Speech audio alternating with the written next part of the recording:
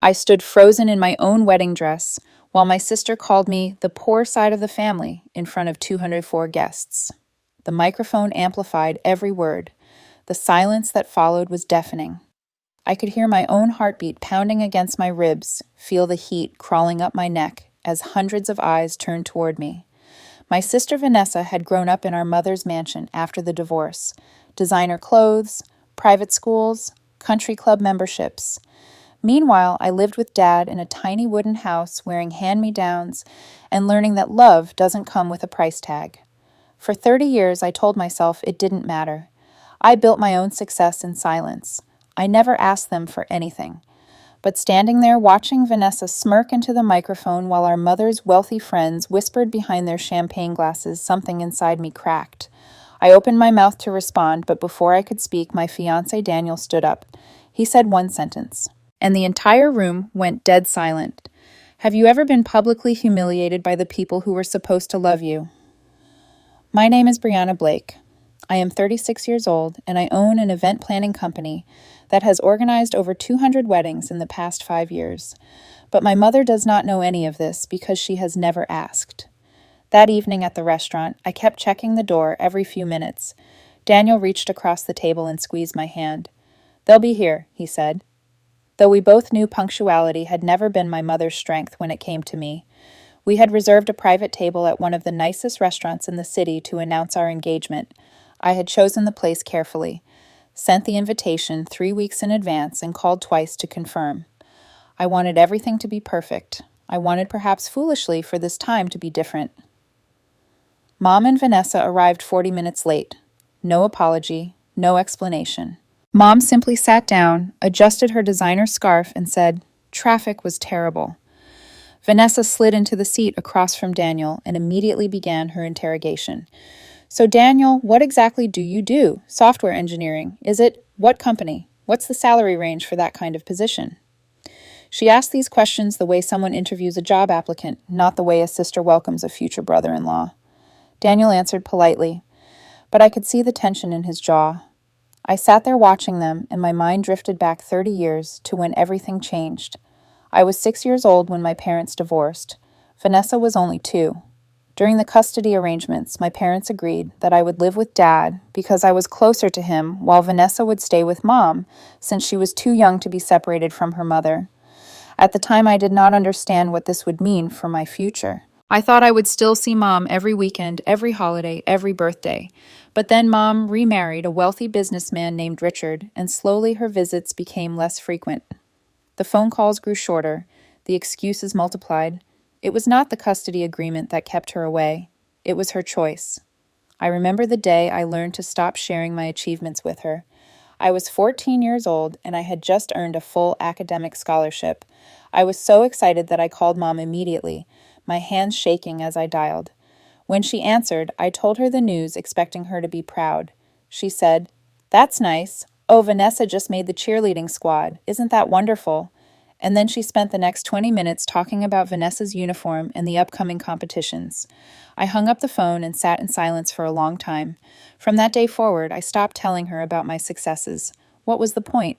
She never listened. Back at the restaurant, Mom turned to me with that familiar look of concern that was not really concern. "Where are you planning to hold the wedding? Can you afford a decent venue?" The question stung, but I swallowed the hurt, like I always did. I could have told her that my company had organized the governor's daughter's wedding last spring. I could have told her about the awards. The magazine features the clients who flew in from other states just to work with me, but I said nothing. Mom never listened, and I had stopped expecting her to. After dinner, Daniel and I walked to our car. As we passed the restaurant window, I heard Vanessa's voice clearly through the glass. "I hope this wedding doesn't embarrass our family." I stopped walking. Daniel squeezed my hand, his eyes full of questions, but I just smiled sadly and said, "I'm used to it."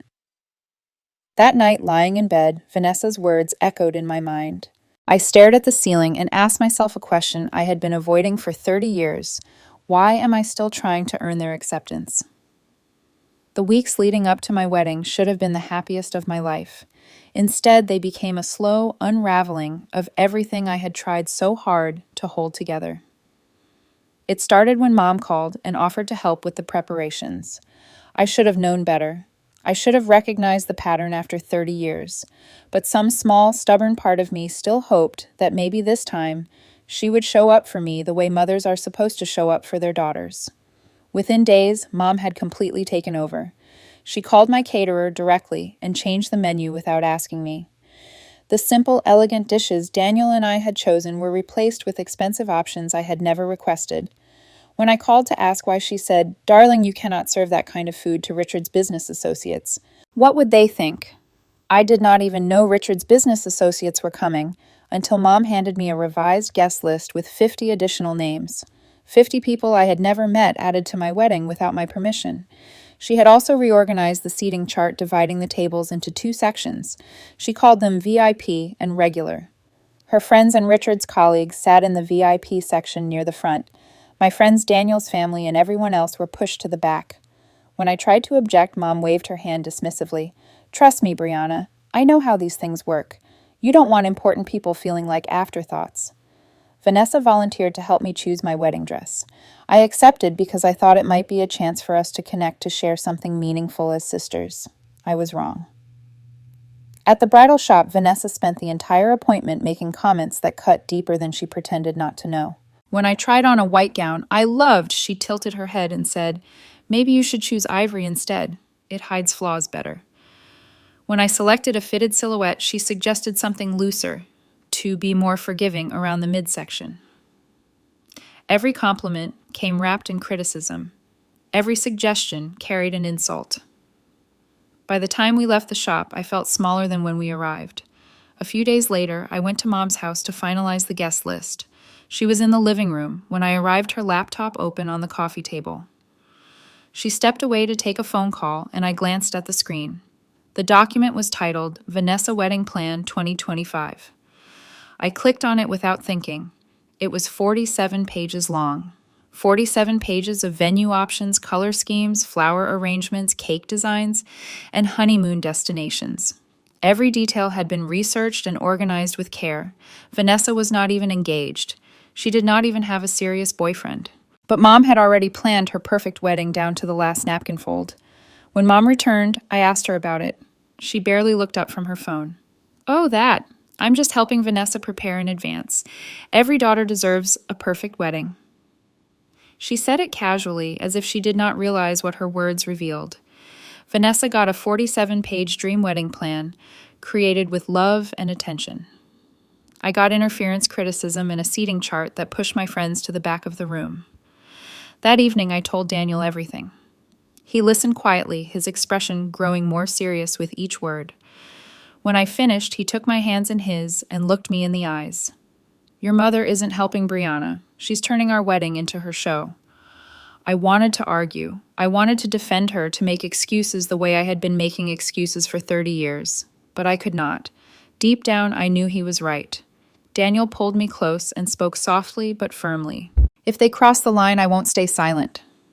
I nodded, but I did not fully understand what he meant. I did not realize he was making a promise he intended to keep. The next morning, Sam, my wedding planner, pulled me aside at our final meeting. Sam had worked with me on dozens of events over the years, and I trusted her completely. She looked uncomfortable, like she was debating whether to tell me something. Finally, she said, "Your sister has been asking me a lot of questions about your wedding budget.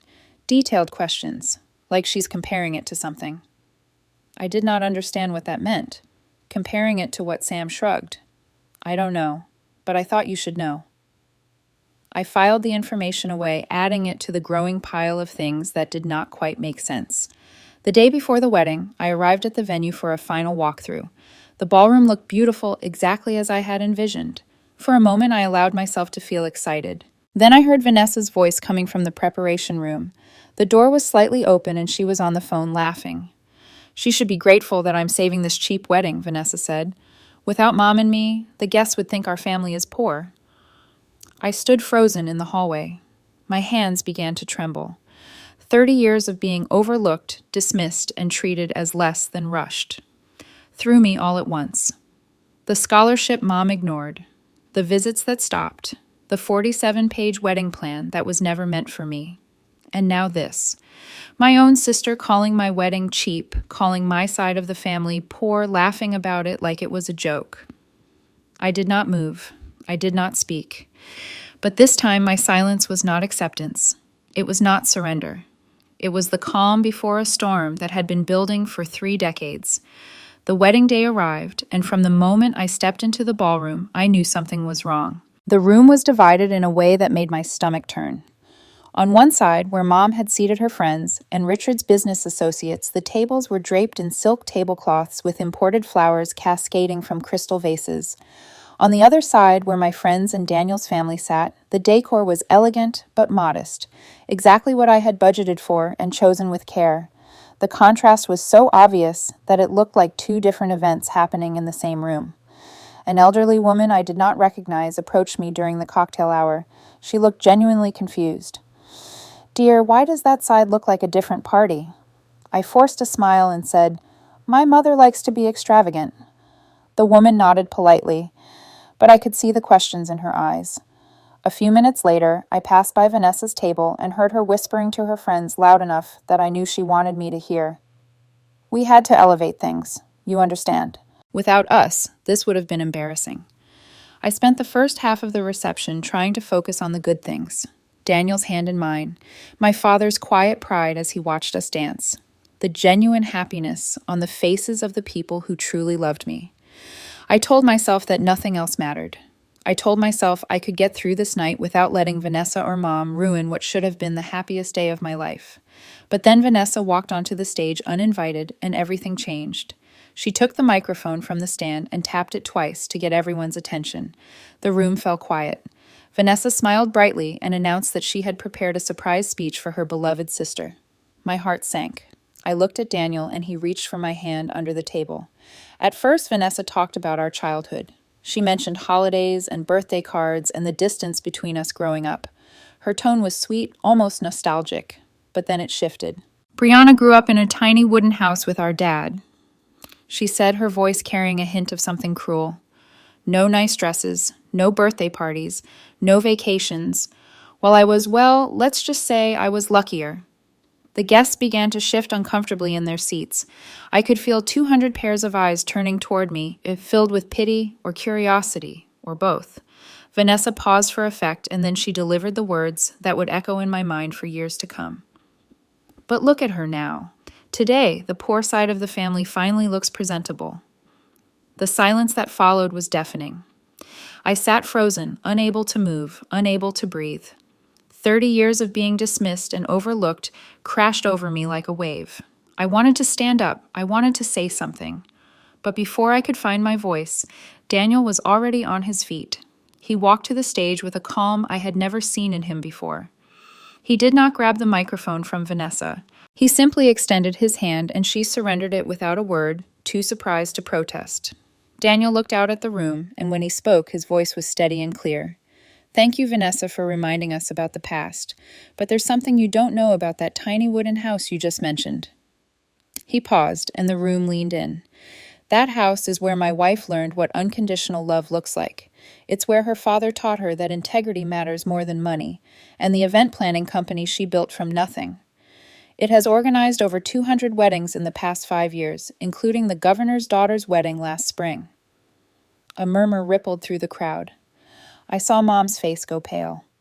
Daniel continued, his voice never rising above a conversational tone, but somehow reaching every corner of the room. "Today, no one here is poor, except those who lack kindness." He handed the microphone back to the wedding coordinator and walked off the stage.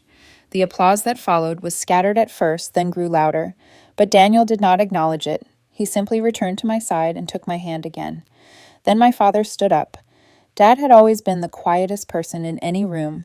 He never raised his voice, never demanded attention, never spoke unless he had something important to say. But now he rose from his chair, and his voice, though trembling, carried across the ballroom. "I need to say something," he said. "Brianna never talks about this. She would probably be angry at me for saying it now. But 3 years ago, I was about to lose everything. The bank was going to take my house, the wooden house Vanessa just mocked. I didn't know what to do." He paused to steady himself. "Brianna paid off all my debts. Every single one. She bought the house back, so I wouldn't lose the only home I had left. She never asked for anything in return. She never told anyone. Everything my daughter has today, she built herself. He sat back down, and I saw tears streaming down his face. I looked at Mom. She was staring at me like she was seeing me for the first time in 30 years. I stood up. My legs felt unsteady, but I walked to the stage anyway. Daniel was already there waiting for me. I took the microphone, and for a moment I just looked out at the room, at the silk tablecloths and the modest centerpieces, at the 200 faces watching me, at my mother, frozen in her seat, at Vanessa, whose confident smirk had crumbled into something I did not recognize. I did not cry. I did not yell. I simply spoke the truth. I stayed silent for 30 years because I thought, if I tried hard enough, my family would finally see me. Today I understand something I should have understood a long time ago. I don't need anyone to see me. I just need to see myself. I turned to Vanessa. You can think I'm poor, but I'm richer than you in one thing. I don't need to tear others down to feel worthy. Vanessa broke down. She did not just cry. She collapsed into herself, sobbing in a way that seemed to come from somewhere deep and broken. Mom rushed to her side and held her, and through her sobs, Vanessa said something so quietly that only I could hear. Mom promised no one would ever know. She promised. I stared at her, not understanding. What had Mom promised? What secret had they been keeping? But before I could ask, Vanessa buried her face in Mom's shoulder, and the moment was gone. The rest of the wedding passed in a blur. The music played, the cake was cut, and Daniel and I shared our first dance as husband and wife. But the atmosphere had shifted completely. Some of Mom's guests left early, offering thin excuses about long drives and early mornings. Vanessa's boyfriend sat at the far end of his table, as far from her as possible, his face troubled and distant. The carefully maintained image my mother had built for 30 years had cracked open in front of everyone she had tried to impress. And yet, despite everything, I felt strangely calm. The storm had passed. Whatever came next, I knew I could face it. After the reception ended, I stepped outside for a moment, alone. The night air was cool, and I stood in the garden behind the venue, letting the silence wash over me. That was when Mom found me. She walked toward me slowly, hesitantly, as if she was not sure she had the right to approach. When she reached me, I saw something I had never seen before. Her mask was gone. The polished, confident woman who always knew the right thing to say and the right image to present had disappeared. In her place stood someone tired, broken, and deeply afraid. "Brianna," she said, her voice barely above a whisper, "I need to tell you something. I should have told you years ago." I did not respond. I just waited. Mom took a deep breath and began. "When I remarried Richard, his family did not want either of you. They made that very clear. They said one child was acceptable, but two was too many. I had to choose." I nodded slowly. I had always known this part. It was the reason I had grown up with Dad while Vanessa stayed with Mom. But what she said next, I had never heard before. They chose Vanessa because she was younger. They thought she would be easier to raise, easier to mold into the kind of child they wanted. So I agreed. I let you stay with your father because I thought it was the only way to keep at least one of you close to me. Mom paused, and I could see the weight of what she was about to say pressing down on her. But after 2 years, Richard's family changed their minds. They said Vanessa was too much trouble. They wanted to send her to a boarding school across the country so she would not be a bother anymore. Richard agreed with them. He actually agreed. Her voice cracked. I had to fight for 6 months to keep her at home. 6 months of arguments, threats, and compromises I am not proud of. I was terrified every single day that I would wake up and she would be gone. She looked at me, her eyes filled with tears. After that, I was so afraid. I thought if I did not give Vanessa everything, if I did not make her feel special, and wanted every single moment, she would feel abandoned all over again. And you, Brianna, you were so strong. You had your father. You seemed fine. I told myself you would be okay. I told myself I was protecting Vanessa by giving her more. But the truth is, I sacrificed you. I chose her over you again and again because I was too scared to do anything else. I stood there in the garden, letting her words settle over me. For the first time in 30 years, everything made sense. The missed birthdays, the ignored achievements, the 47-page wedding plan for Vanessa, while I received nothing but criticism. It all came from the same place. Fear. But understanding did not erase the pain. You protected Vanessa by sacrificing me, I said quietly. I understand your fear now, I really do. But that does not make 30 years of being treated as less than disappear. It does not undo the damage. Mom sobbed openly now. I know. I am so sorry. I am so sorry for all of it. I took a breath and spoke calmly but firmly. I accept your apology. But I will not accept being disrespected again. If you want to be part of my life, you need to respect me. Not because I am successful, not because Daniel stood up for me tonight, but because I am your daughter. That should have always been enough. Mom nodded, unable to speak. I left her standing in the garden and went back inside to find my husband. Days passed. Daniel and I returned from a short honeymoon, and life began to settle into a new rhythm. Then I received a message from Vanessa. She did not approach me directly. She did not call. She sent a text, and I could tell she had rewritten it many times before sending. I'm sorry, it said. I don't know what to say. I lived my whole life terrified that if I wasn't perfect, I would be abandoned again, like that time when I was little. I didn't even remember it clearly, but Mom always reminded me how close I came to being sent away. I turned that fear into cruelty toward you. I needed to feel better than someone, and you were the easiest target. I was wrong. I was so wrong. I read the message several times. I did not reply immediately.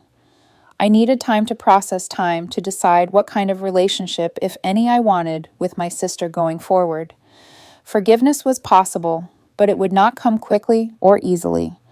The consequences of that night continued to unfold in ways I had not expected. Vanessa's boyfriend broke up with her a few days after the wedding. He told her simply, "I didn't know you were that kind of person."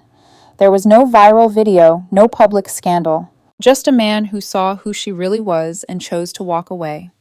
Stepdad Richard became cold and distant toward Mom.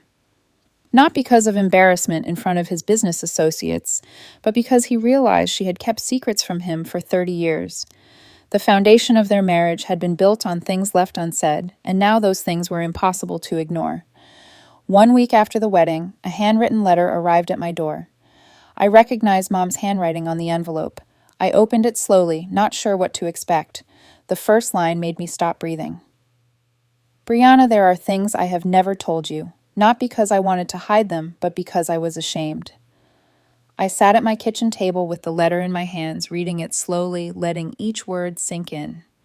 Mom's handwriting was shaky, different from the confident script I remembered from birthday cards that arrived late or not at all. She wrote about the years after the divorce, the loneliness she never admitted to anyone, the fear that consumed her every decision.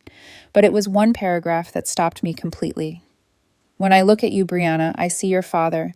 I see the man I loved, but was not brave enough to keep. Every time I saw your face, I was reminded of my own failure, my own cowardice. I avoided you because I could not face what I had done. I told myself you were better off with him, that you did not need me. But the truth is, I was running away from my own shame. That was my fault, not yours. It was never yours. She wrote about Vanessa too, about how she had turned her younger daughter into proof that she was a good mother. She gave Vanessa everything, made her the center of attention, convinced herself that if Vanessa was happy and successful, then all the sacrifices had been worth it. But in doing so, she failed both of us. Vanessa grew up insecure, terrified of abandonment, desperate to prove her worth through perfection. And I grew up feeling invisible, wondering what was wrong with me, that my own mother could not love me the way she loved my sister. I am sorry to both of you, the letter concluded. I was supposed to protect you, and instead I broke you in different ways. I do not expect forgiveness. I just needed you to know the truth. I set the letter down and sat in silence for a long time. Daniel came home and found me still at the table. He did not ask what was wrong. He simply sat beside me and waited. After a while, I told him everything. I read him the parts that mattered most and watched his face as he listened. When I finished, he asked quietly, "How do you feel?" I thought about the question carefully before answering. "I feel light," I said. For the first time in my life, I understand why everything happened. The missed birthdays, the ignored phone calls, the way she always looked past me to focus on Vanessa. It was never because I was not good enough. It was because she could not face her own mistakes. I paused, feeling the truth of my own words settle into my bones. It was never my fault. I spent 30 years thinking there was something wrong with me, something that made me unworthy of her love. But there was nothing wrong with me. I was just a reminder of a choice she regretted. Daniel took my hand. "What are you going to do?" I looked at the letter again, at my mother's shaky handwriting and her desperate attempt to explain herself after 3 decades. "I'm going to write back," I said. "Not because she deserves it, but because I deserve closure." I spent the next few days drafting my response. I wrote and rewrote it until the words felt right. In the end, I kept it simple. "Mom, thank you for telling me the truth. I understand now that you went through difficult times, and I understand that fear can make people do things they regret. I am willing to rebuild our relationship, but with one condition. You must respect me, Daniel, and the life we have built together. I do not need you to make up for the past. I do not need gifts or apologies or grand gestures. I just need you to be present with respect. If you can do that, my door is always open. If you cannot, I wish you well, but I will not allow myself to be hurt again." I also replied to Vanessa's message. It had been 2 weeks since she sent it, and I had read it dozens of times, turning her words over in my mind. I finally understood that she, too, had been shaped by Mom's fear. She was not born cruel. She was made that way by a childhood spent terrified that love was conditional, that one wrong move could lead to abandonment. "I received your apology," I wrote. "I am not angry at you anymore. I understand now that you were also a victim in your own way, but I need time. We can start over slowly if you want, but I will not accept being disrespected ever again. I hope you find peace." A month after the wedding, Daniel and I drove to my father's house for dinner. The wooden house that Vanessa had mocked in front of 200 people. The house I had saved from the bank 3 years ago.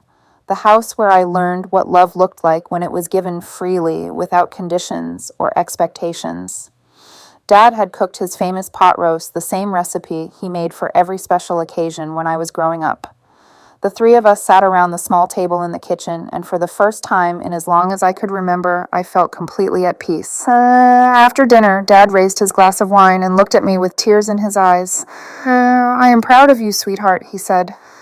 "Not because you are successful, not because you built a company or organized fancy weddings or proved your mother wrong. I am proud of you because you became strong without stepping on anyone else. You could have become bitter. You could have become cruel. But you did not. You stayed kind, and that is the hardest thing in the world to do." I looked around the small, warm room. The wooden walls that Vanessa saw as proof of poverty, I saw as proof of love. This was where I had learned to be who I am. This was my real family. Not the people who shared my blood, but the people who chose to love me without conditions. Later that evening, I stood at the window looking out at Dad's garden. Daniel came up behind me and wrapped his arm around my shoulder. "What are you thinking?" he asked. I smiled, leaning into him. "I am thinking that justice is not when others pay for what they did. Justice is when you stop letting them decide your worth." He kissed the top of my head, and we stood there together in the quiet. For the first time in 30 years, I was finally free. And that is my story. The story of a woman who spent 30 years believing she was not enough, only to discover that she had always been more than enough. The story of a wedding that was supposed to be a celebration, but became a moment of reckoning. The story of a family torn apart by fear and secrets, and the painful journey toward understanding and healing. It is not a perfect story with a perfect ending, but it is my story, and for the first time in my life, I am proud to tell it. When I look back now, I realize that the hardest part was not hearing Vanessa's cruel words in front of 200 guests. The hardest part was not watching my mother choose my sister over me again and again for 3 decades. The hardest part was not even standing on that stage exposed and humiliated in front of everyone I knew, feeling the weight of 200 pairs of eyes staring at me with pity or curiosity or judgment. No, the hardest part was believing deep in my heart that I somehow deserved it, that there was something fundamentally wrong with me that made me unworthy of love, that if I had just been smarter, prettier, more successful, more charming, more likable, my mother would have loved me the way she loved Vanessa. I spent 30 years trying to earn something that should have been given freely. I spent 30 years performing, achieving, succeeding, hoping that one day it would be enough. But it never was. And for the longest time, I thought that was my fault. It took me 30 years to understand that the problem was never me. It was never about what I lacked or what I failed to do. It was never about my grades or my career or the size of my house or the balance in my bank account. It was about someone else's fear, someone else's shame, someone else's inability to face the consequences of their own choices. My mother did not overlook me because I was not good enough. She overlooked me because looking at me reminded her of everything she had lost and everything she had done wrong. Every time she saw my face, she saw my father, the man she had loved but was not brave enough to keep. Every time she heard my voice, she heard the echo of a life she had walked away from. Avoiding me was easier than confronting her own guilt, and so she poured everything into Vanessa, trying to prove to herself and to the world that she was still a good mother. But in doing so, she failed us both. I share this story not because I want sympathy. I share it because I know there are people listening right now who understand exactly what I went through. Maybe you grew up in a home where you were the overlooked child, the one who never quite measured up no matter how hard you tried. Maybe you were the child who got straight A's but never heard the words, "I am proud of you." Maybe you were the one who achieved things your siblings never did. Yet somehow your accomplishments were never celebrated the way theirs were. Maybe you spent years wondering why your parents seemed to love your brother or sister more, why your achievements were never enough, why your presence was never valued, why you always felt like a guest in your own family. Maybe you are still waiting for an apology that may never come, still hoping that one day your family will finally see you for who you really are. If that is you, I want you to know something important. You are not alone. There are millions of us out there carrying the same wounds, asking the same questions, wondering what we did wrong. We lie awake at night, replaying conversations, analyzing every word, trying to figure out where we failed. We watch our siblings receive love that was never offered to us, and we wonder why we were not worthy of the same affection. We build successful lives, yet still feel empty inside because the one person whose approval we craved never gave it. I know this pain. I have lived it, and I want you to know that it is not your fault. You are not broken. The way your family treated you says everything about them and nothing about your worth. You do not need their validation to be valuable. You do not need their approval to be successful. You do not need their love to be lovable. You already are all of those things right now, exactly as you are. Your worth was never determined by how much attention your parents gave you. Your value was never measured by how you compared to your siblings. You were always enough. You just needed someone to tell you that, and maybe no one ever did. So let me be the one to say it now. You are enough. You have always been enough, and nothing your family did or said can ever change that. I also want to share what I learned about forgiveness. For a long time, I thought forgiving my mother and sister meant pretending that nothing happened. I thought it meant going back to the way things were, accepting their behavior and letting them hurt me again. I thought forgiveness meant weakness, meant surrender, meant allowing myself to be a doormat for the rest of my life.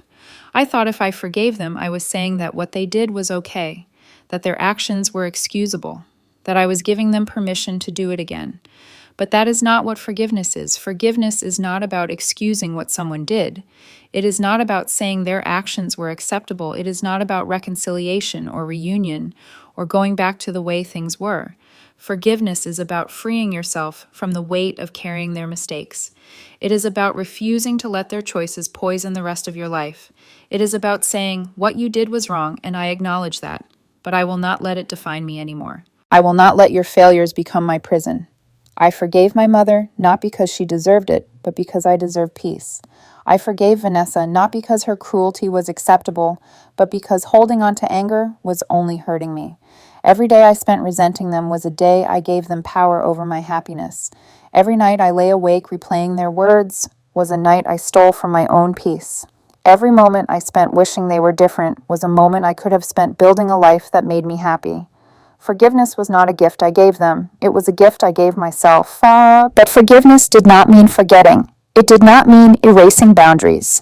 It did not mean pretending the past never happened or inviting them back into my life without conditions. It meant choosing to move forward without the burden of bitterness while still protecting myself from future harm. It meant saying, I release the anger, but I will not allow you to hurt me again. I wish you well, but I will not sacrifice my peace for your comfort. Today, my relationship with my mother is different. She has made efforts to change, to show up with respect instead of criticism, to listen instead of dismiss, to be present instead of absent. Some days are better than others. We are not close the way some mothers and daughters are, and we may never be. The wounds run too deep, and the years of neglect cannot be erased by a few months of effort. But there is a cautious peace between us now built on honesty instead of pretense, on truth instead of secrets. And for now, that is enough. As for Vanessa, we are taking things slowly. She is working through her own pain, her own fears, her own journey toward becoming a better person. I have learned that she was also a victim in her own way, shaped by a childhood spent terrified of abandonment, desperate to prove her worth through perfection. That does not excuse what she did to me, but it helps me understand it. I do not know if we will ever be close. The wounds are deep, and trust once broken takes years to rebuild. But I have left the door open just a crack in case she finds her way through. I have learned that people can change, even if that change comes slowly and imperfectly. The most important relationship I rebuilt was the one with myself. I stopped waiting for my family to see my worth and started seeing it for myself. I stopped measuring my success by their approval and started measuring it by my own standards. I stopped asking why I was not enough and started recognizing that I had always been more than enough. That tiny wooden house where I grew up was not a symbol of poverty or failure. It was the place where I learned what unconditional love looks like. My father gave me that gift, and it was worth more than all the silk tablecloths and imported flowers in the world. If my story resonated with you, I would love to hear from you. Leave a comment below and share your thoughts. Have you ever been the overlooked child in your family? Have you ever had a moment where you finally stood up for yourself? How did you find your way to healing?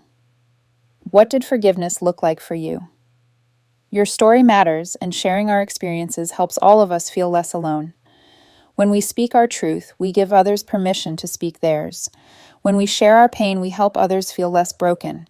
And when we tell our stories of survival, we remind each other that healing is possible.